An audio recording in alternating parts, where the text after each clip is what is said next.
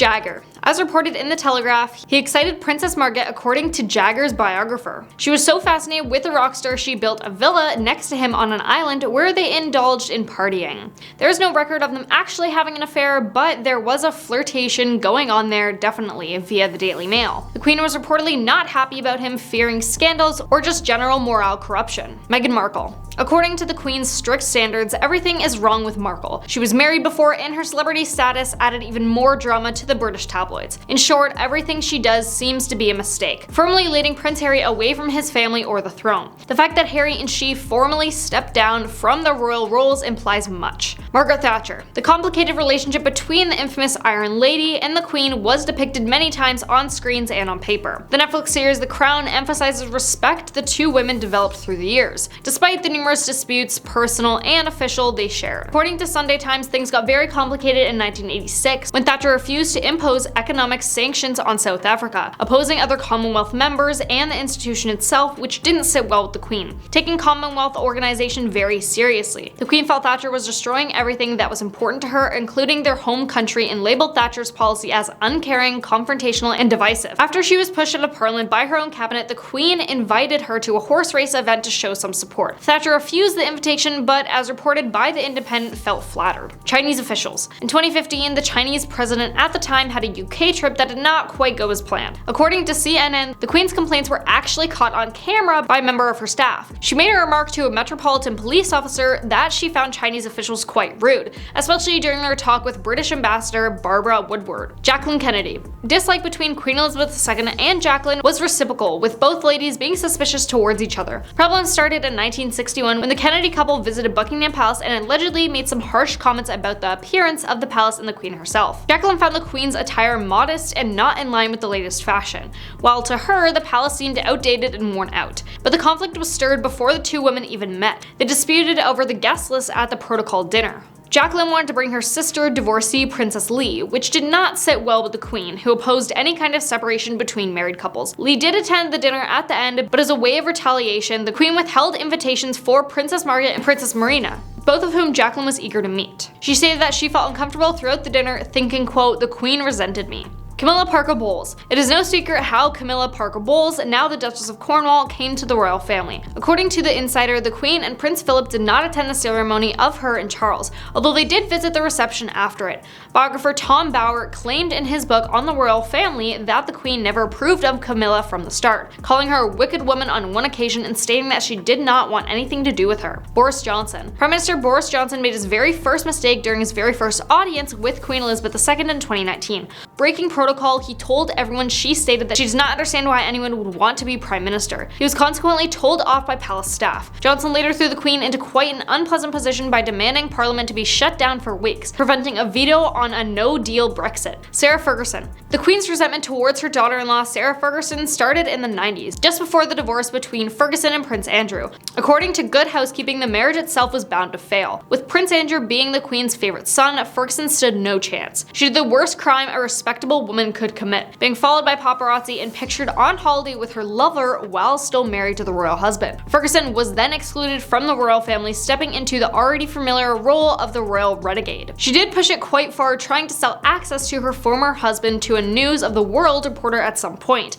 which cost her an invite to the royal wedding of William and Kate. Donald Trump. He continued his childish tantrums even when meeting the royals, managing to breach the protocol on several occasions on his visit in 2018. Although the rumors about him being late for his meeting with the Queen turned out to be false, he was actually late by only 1 minute. He turned his back on and walked ahead of the Queen during their protocol stroll past the family and officials, creating a storm of British disapproval. Princess Diana. Her emotional and sincere reactions puzzled the Queen, and while she was trying to be supportive at first, there were just too many things she did not approve of. One of the things Princess Diana did differently was how she brought up her two sons. Unlike other mothers in the British royal family, she wanted to spend as much time as she could with the children, which confused the Queen and broke royal protocol. According to Good Housekeeping, Diana's choice to publish a biography, Diana, Her True Story, in 1992 aggravated the Queen a lot. Revealing too much of one's personal life is never an option for a royal, especially not talking about a flawed marriage or an imperfect relationship with the Queen. Russell Brand, a famous comedian, actor, and on top of that, the man is not fond of the royal family, which he does not make a secret.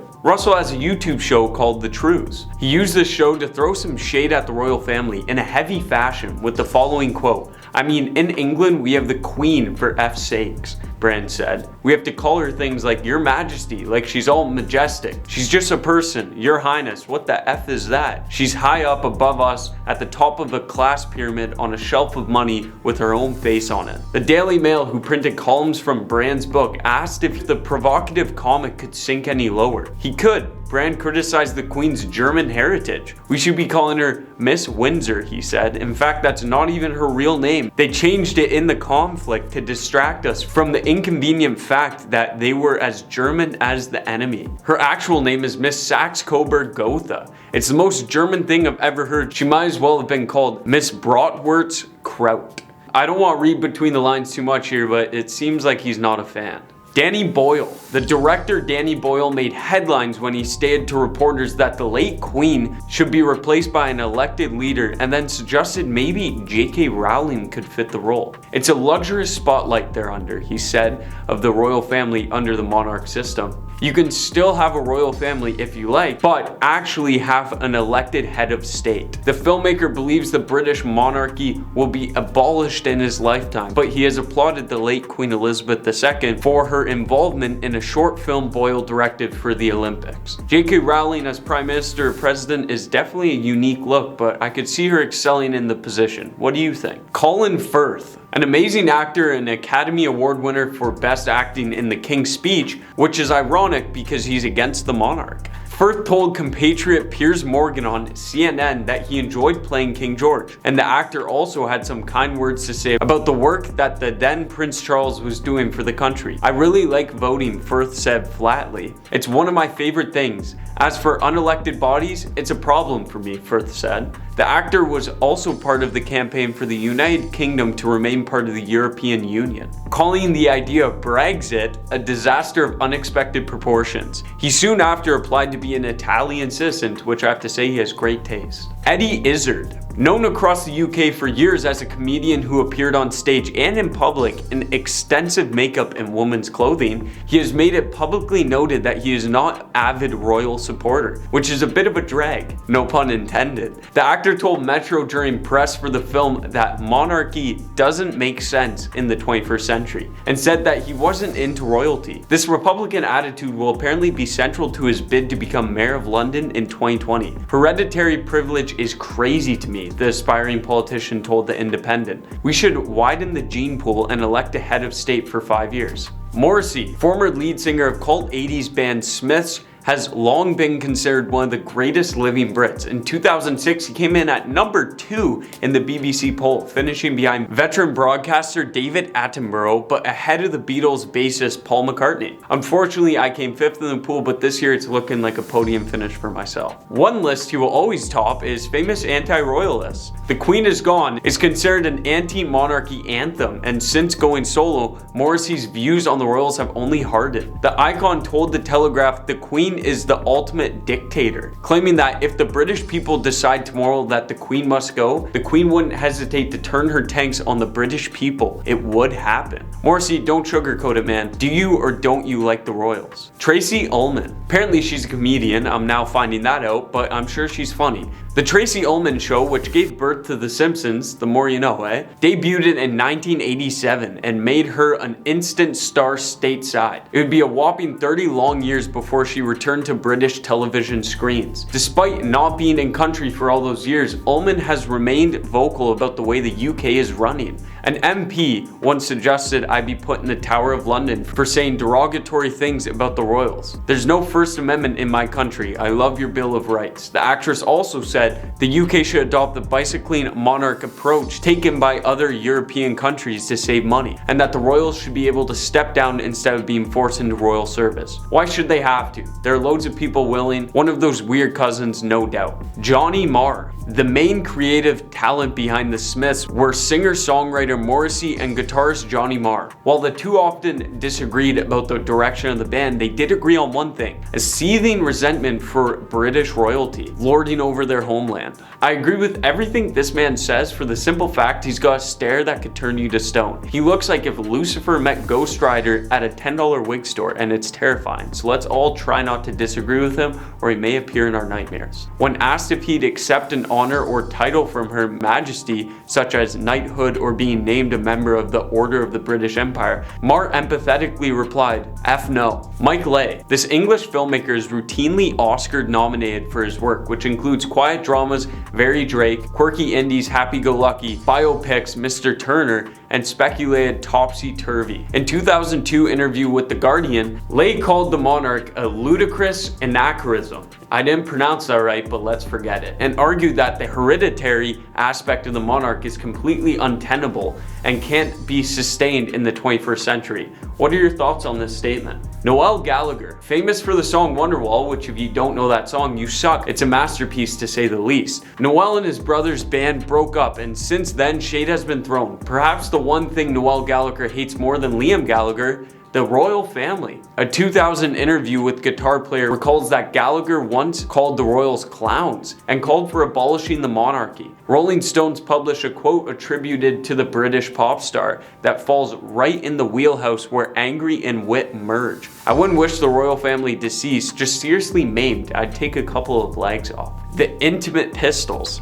The late Queen Elizabeth II's Silver Jubilee, a year-long celebration of her 25 years on the throne, on June 7th, a rented boat called the Queen Elizabeth chugged through London down the Thames River with the Intimate Pistols and many other anti-established writers and artists aboard, ostensibly a promotion for their extremely sarcastic second single, God Save the Queen. The stunt also served to preemptively mock the staid Royal River procession planned just days later. As night fell, the Intimate Pistols took the boat's stage and launched into a gleefully vitriolic anarchy in the UK while passing by the Parliament building. As the punk rockers continued with their set, police boats cornered the Queen Elizabeth, power was cut off, and the vessel had to dock. The band's manager reportedly fought with police while the band slipped away into the night and the remaining passengers rioted. It was, to say the least, anarchy in the UK. Hate or love the royals, I would empty my bank account to see that live. That sounds entertaining to say the least. The Beatles. All four of the Beatles were made members of the British Empire, MBE, in 1965, but Lennon returned his honor 4 years later. "I'm returning my MBE as a protest against Britain's involvement against our support of America in Vietnam and against cold turkey slipping down the charts." He wrote in a letter. George Harrison, another member of the Beatles, rejected being made an officer of the British Empire in 2000, 3 years after bandmate Paul McCartney was knighted. Honor Blackman.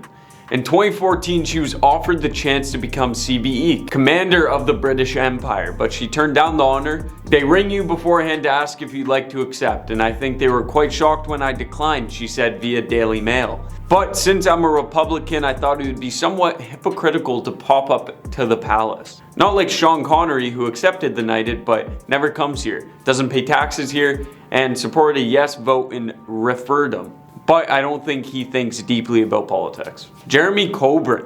Corbyn's controversial views on the monarch were made public. He was castigated by the media in 2015 after he refused to sing God Save the Queen during a Battle of Britain memorial event. And in 2017, an old interview was unearthed in which Corbyn called for the royal family to be dissolved. I think it's time we just move on and said, when the Queen completes her reign, wouldn't that just be appropriate time to call it a day and have an elected head of state? Corbyn told the GMTV via The Express. Philip Pullman. Pullman is anti-monarchy because of the personal burden it places on the royal family. No individual and no family should be subjected to the pressure of the public and expectations that have bested the Windsors, Pullman told The Guardian. He particularly lamentates the fate of Prince William, who had no life to look forward to, just a lifetime of pertinent intrusions, misery, and unfulfillment. Pullman suggests a part-time monarchy, where a king could have a career of his own choosing and just report for ceremonial duties 4 times a year. Nice work if you can get that. Daniel Radcliffe. When the Daily Beast asked actor Daniel Radcliffe if he was a royalist, he answered no, not at all. I am definitely a Republican in the British sense of the word. I just don't see the use of a monarchy. Though I'm a fierce patriot, I'm proud of being English, but I think the monarchy symbolizes a lot of what's wrong with this country. The actor also added he was one of the many Brits offended by Prince Harry's decision to wear a certain uniform at a fancy costume party in 2005. My dad is Northern Irish and my mom is Jewish, he said. That's working blood. Though I'm not religious in the least, I am very proud to be Jewish. The Prince of Wales. The Prince of Wales is not ecstatic about Camilla, the new queen consort. Robert Lacey wrote, when Charles was deployed with the Royal Navy, he left knowing that he wanted to marry Camilla, but he did not have the courage to tell her. Without Charles declaring his love and knowing the realities of royal marriage traditions, Camilla accepted Parker Bowles' proposal. When the news hit Charles, he was obviously devastated. Charles wrote of his sadness to his uncle, Lord Mountbatten, that such a blissful, peaceful, and mutual happy relationship had ended. According to royal biographer Penny Jr., the prince also wrote to Camilla 1 week before the wedding in an attempt to convince her not to marry Andrew. Of course, we do know how this ended, now the queen consort with King Charles, so Andrew is probably, in hindsight, the one who's not too happy with Camilla here. The late Princess Diana. Diana recounted to Andrew Morton that during her honeymoon, she noticed Charles wearing some interesting cufflinks while getting ready for a white tie dinner. The Prince of Wales put on cufflinks that had 2 C's entwined. Diana confronted her then husband, asking, Camilla gave you those, didn't she? The prince responded defensively, yes, so what's wrong? They're a present from a friend. The late Princess Diana knew before she walked down the aisle that Camilla and Prince Charles still had deep feelings for one another, and we obviously know how this story ends. Harry. When the late queen announced that she wanted Camilla to be known as queen consort when Charles took the throne, when in the fullness of my time my son Charles becomes king, I know you will give him and his wife Camilla the same support that you gave me, and it is my sincere wish when that time comes Camilla will be known as queen consort as she continues her own loyal service. She said in a message marking her platinum jubilee. Prince William and Prince Harry's thoughts on Camilla? Well, former Vanity Fair editor Tina Brown recently told Telegraph William has accepted Camilla in terms of what she means to his father. He's grown up about it. My father loves this woman, I can't fight it, so I won't. Harry, on the other hand, can't stand her. He doesn't want Camilla to be a queen. He's very angry that it's happening. He has not made peace with it and probably never will. Meghan. You think that she would have made herself one of Meghan Markle's biggest allies behind the scenes, mostly because she was also in her shoes at one point, but that hasn't happened. Instead, Camilla has kept her social distance from the Duchess before it was even coined a phrase. This has, of course, in return not made Meghan too happy with the queen consort. Jerry Seinfeld. Talk of the monarch started to mount back in 2011 when William and Kate tied the knot. The wedding was a big deal given the prince's position in the line of succession. However, not everyone cared that the pair were getting married, including Jerry Seinfeld. The comedian referred to the whole thing as a circus act, while also calling the royal family a huge game of pretend. He said that people make out as though they're special, but in reality, it's just merely an act. It's fake outfits and phony hats. That's how he put it. Thanks for watching.